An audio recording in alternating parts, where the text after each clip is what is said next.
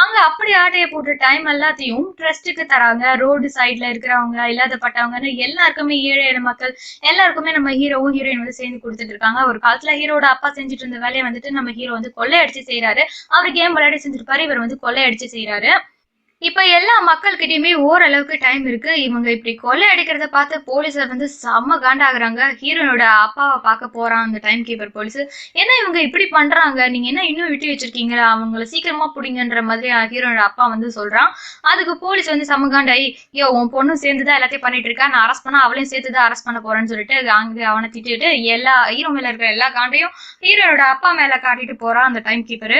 இங்க இன்னொரு பக்கம் அந்த கொலைக்கார ரவுடி ஒருத்தர் இருந்தா தெரியுமா, எல்லார்கிட்ட மிரட்டி கொலை அடிச்சுட்டு போவான் இல்லையா, சோ அந்த ரவுடியை காட்டுறாங்க. அவன் என்ன பண்றான், மக்கள் கிட்ட எல்லாம் நிறைய டைம் இருக்குன்னு சொல்லிட்டு கொலை அடிக்கலாம்னு சொல்லிட்டு போறான்.